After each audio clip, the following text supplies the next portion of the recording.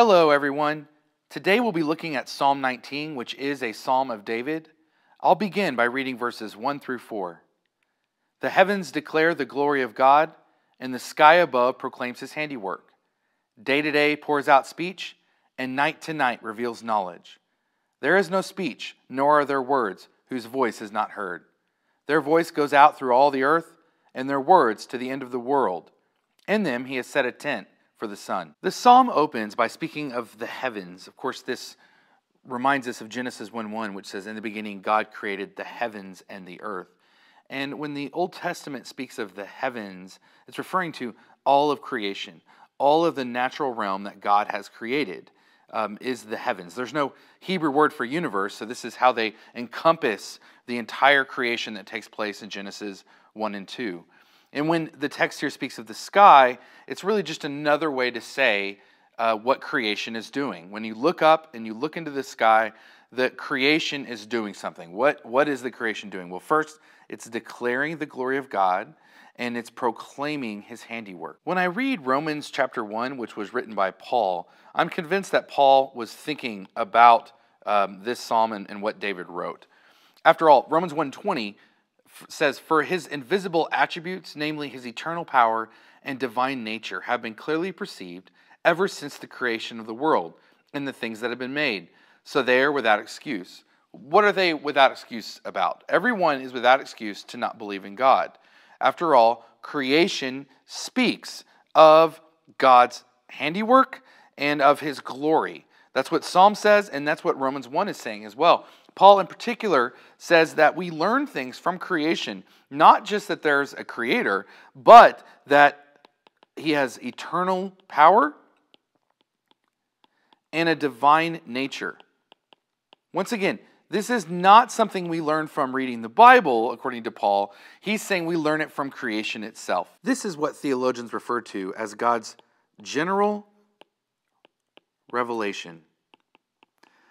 God has generally revealed himself to everyone, to all of creation, to every person that has existed since, as Paul says, since the creation of the world. And why? Well, it's because the heavens and the sky are the ones doing the talking. They're the ones declaring, and they're the ones proclaiming. And so because of that, everyone who's ever lived has had access to that, has access to God's declaration and his proclamation through his creation. In addition to general revelation, God has also supplied what is called special revelation. This is actually the topic of the latter half of this psalm. God has revealed himself also through his word, through Christ, through angels, through visions, through dreams. All of these would be aspects of God's special revelation. Miracles as well would be special revelation. But the first part of this psalm is about general revelation. God has done some things here through his creation. Once again, declared his glory, and his handiwork has been proclaimed just by looking and observing the natural realm. And Paul's language, of course, is his eternal power and divine nature are the things that are not just picked up on or alluded to, but are clearly perceived in Romans 1:20. So the text goes on to say that day to day and night to night do some things. What are they doing? Well, they're pouring out speech and revealing knowledge. Isn't that remarkable that creation itself is speaking to us and teaching us? Of course, this is metaphorical language. There's no actual speech or actual words.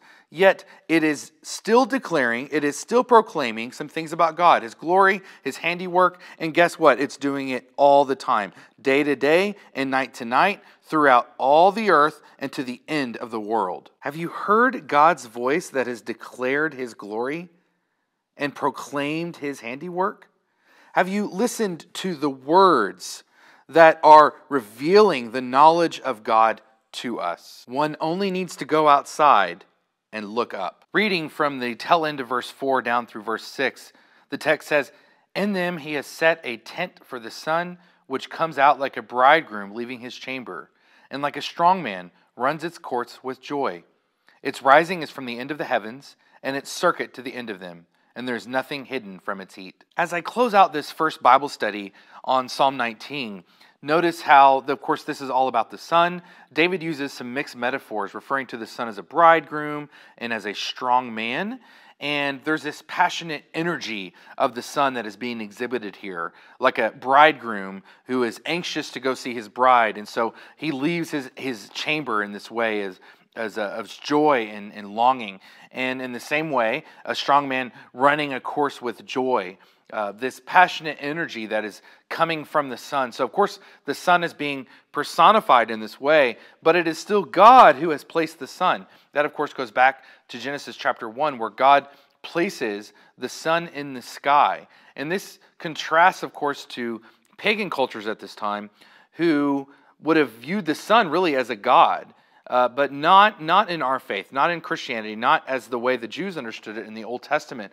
No, they recognize that God is the creator, the personal creator, and he has placed the sun in the sky. The sun is further personified because God, of course, has set a tent for it. It's as though the sun lives in the sky. But notice it's still God is the one. God is the one who has put the sun there, that he's actually set a tent for the sun so that it has a place to live, so to speak. And the text ends talking about how, how all-encompassing the sun is. It rises from the end of the heavens and its circuit to the end of them. It's also all-encompassing because nothing is hidden from its heat. And so there's just a strong language about what God has done in creation through general terms like, day-to-day pours out speech, night-to-night reveals knowledge. Creation itself has done this. And then he narrows in on something magnificent that we see every day, which is, of course, the sun in the sky. So the first 6 verses of Psalm 19 has been all about God's self-disclosure to humanity through creation, or the way that God has revealed himself to us through his creation. This has sometimes been referred to as God's book of nature that he's provided for us. Verses 7 through 11 that we'll be hitting on next time is all about the way that God has revealed himself through his word. This has sometimes been referred to as the book of Scripture. And so these are the 2 books that God has written for us. One is general revelation, the creation, the created order that we see when we go outside and we look around and we see the magnificent ways that God has created the universe. And then God's special revelation in the book of Scripture. And that really is going to be where this psalm turns to, beginning in verse 7. I look forward to continuing with it next week.